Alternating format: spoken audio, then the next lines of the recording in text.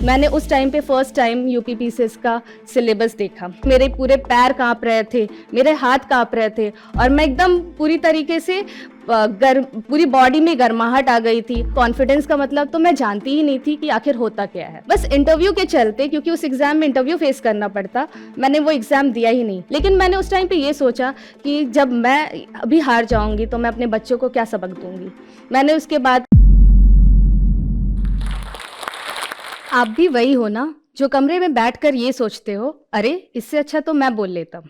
जो group discussions के time पे कभी कुछ नहीं बोलते और उसके खत्म होते ही 10 तरह के जवाब अपने दिमाग में क्रिएट कर लेते हो।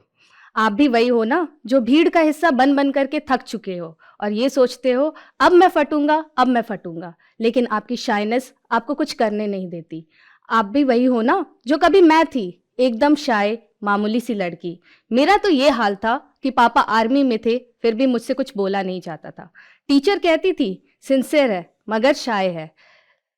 इसको मैं कॉम्प्लीमेंट की तरह लेती थी, मगर मेरे पापा समझ चुके थे ये बहुत बड़ी बीमारी पनप रही है मेरे अंदर। अगर उस समय मेरे पापा को ये कॉम्प्लीमेंट गाली ना लगी होती तो आज मैं आप सबके सामने ट्रेजरी ऑफिसर बनकर सिविल सर्विसेज एग्जामिनेशन क्लियर करके इस मंच पर यहाँ खड़ी ना होती।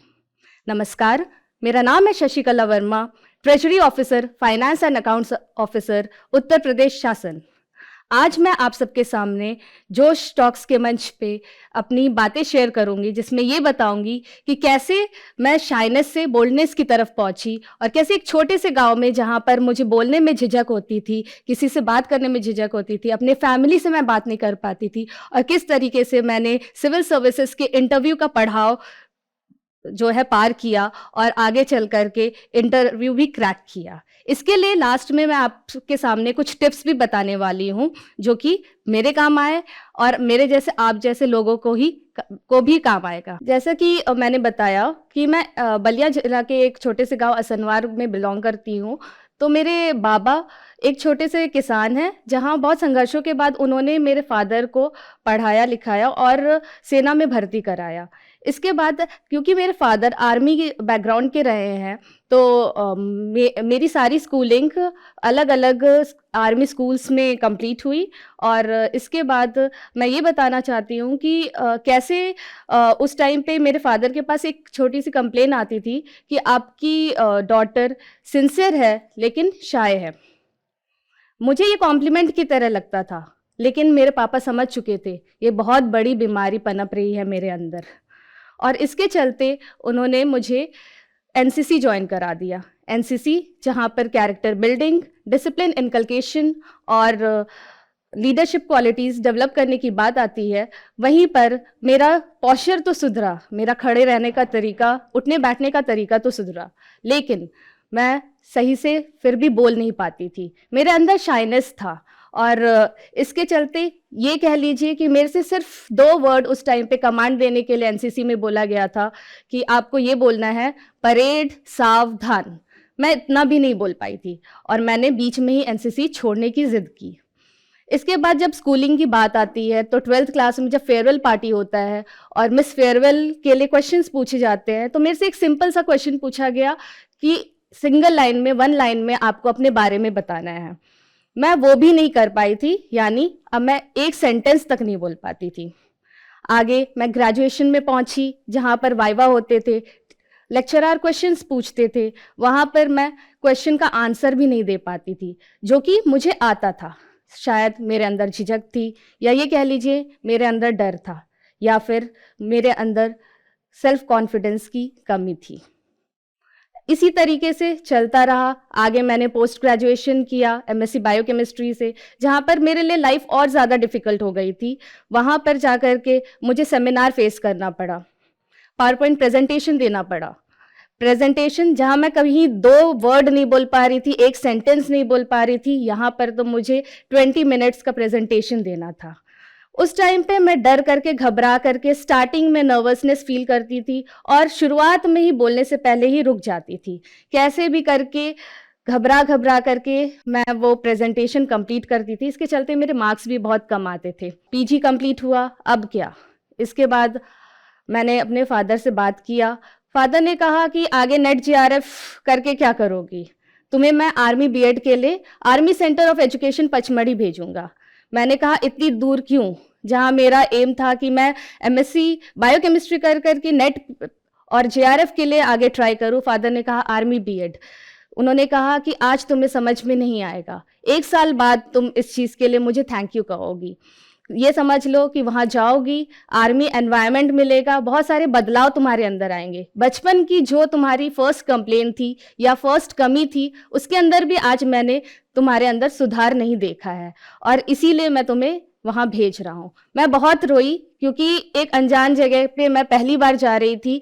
मैंने इसके चलते 3 मंथ्स तक अपने पेरेंट्स से बात नहीं किया, और वहाँ जा कर के एक सीडीएस एग्जाम होता है कंबाइंड डिफेंस सर्विसेज का, 7 की गर्ल्स क्योंकि आर्मी बैकग्राउंड से सब लोग थे, सब लोग देने जा रहे थे। उन्होंने मुझसे भी पूछा, बस इंटरव्यू के चलते, क्योंकि उस एग्जाम में इंटरव्यू फेस करना पड़ता, मैंने वो एग्जाम दिया ही नहीं। आर्मी एनवायरनमेंट मिला मुझे, वहाँ पर स्ट्रिक्टनेस हुई, रूल्स एंड रेगुलेशंस देखने को मिले।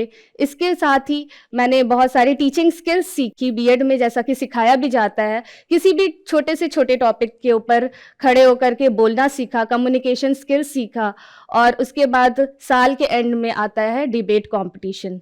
मेरी फ्रेंड ने मेरे से बिना पूछे डिबेट कंपटीशन में मेरा नाम लिखवा दिया था। अब मैंने बहुत कटवाने की कोशिश की, लेकिन वो सब नहीं हो पाया। फिर बात आती है डिबेट कंपटीशन में जाने की। मैं फर्स्ट टाइम पे रोते रोते घबराते घबराते स्टेज पर पहुंची, जहां पर मेरे पूरे पैर कांप रहे थे, मेरे हाथ कांप रहे थे, और मैं एकदम पूरी तरीके से पूरी बॉडी में गर्माहट आ गई थी। और जैसे ही मैं स्टेज पर पहुंची, मेरे सामने सब कुछ अंधेरा सा छा गया था। उस टाइम पे मुझे अपनी फ्रेंड की बात याद आई, जो उसने डिबेट कंपटीशन से पहले कहा था कि तुम्हें वहां जा करके घबराना नहीं है, अपने अंदर सेल्फ कॉन्फिडेंस रखना है। लेकिन कॉन्फिडेंस का मतलब तो मैं जानती ही नहीं थी कि आखिर होता क्या है।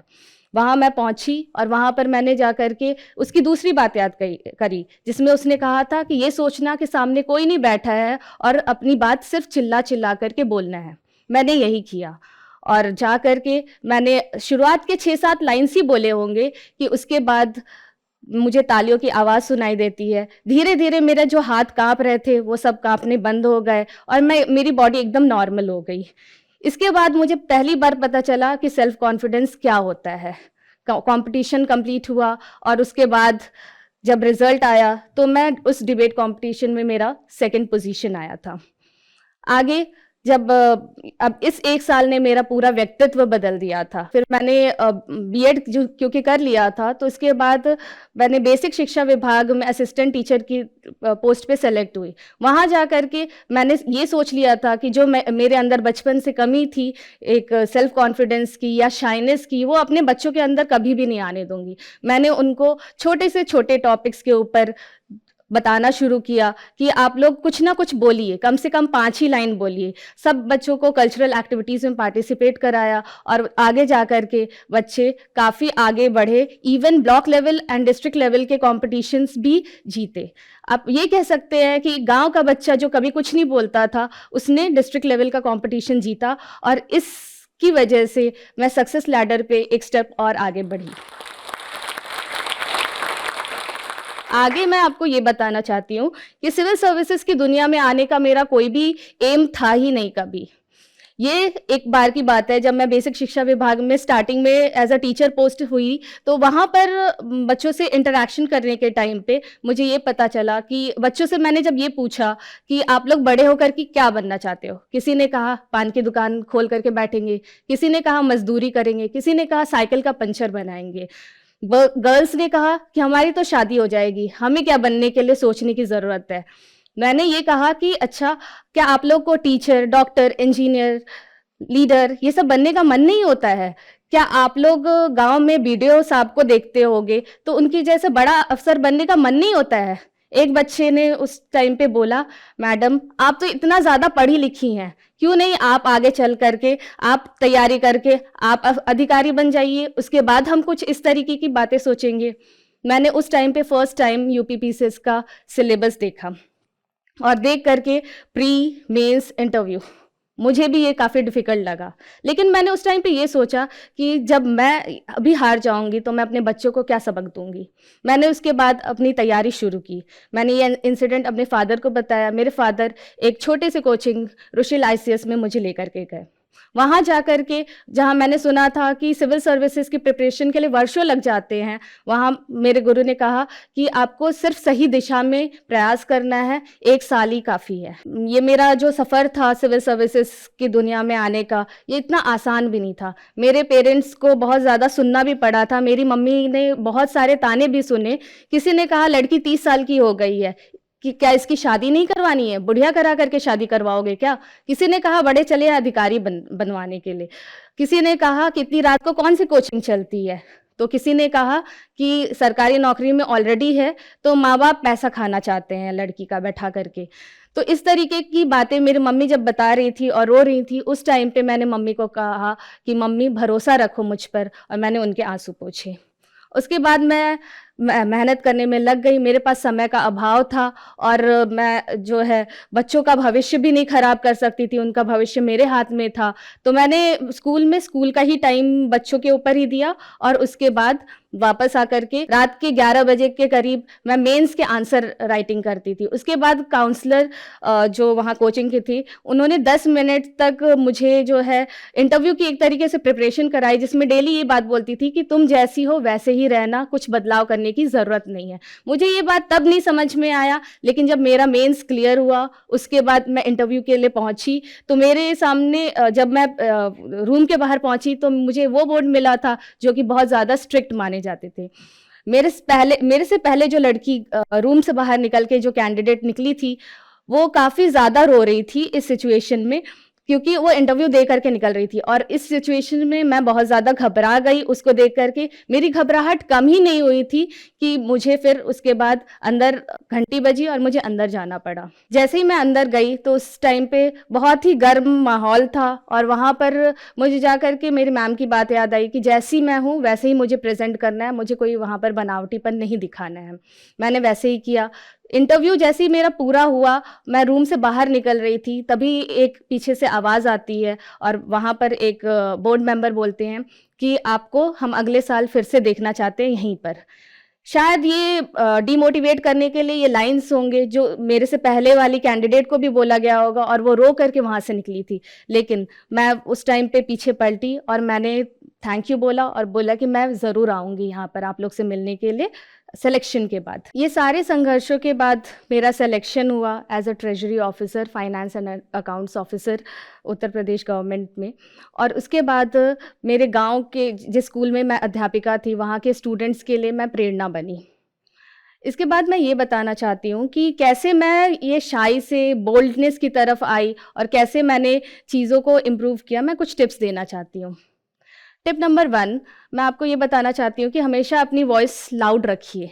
इससे क्या है, जैसे ये समझिए कि आप छत पर खड़े हैं और अब ज़ोर-ज़ोर से चिल्ला रहे हैं और सामने सुनने वाला कोई नहीं है।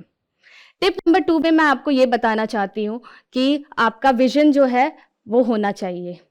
विज़न अगर आपका बड़ा होगा तो आप उसको अचीव करने की कोशिश करेंगे। टिप नंबर 3 ये है कि आप फ़ोकस्ड रहिए।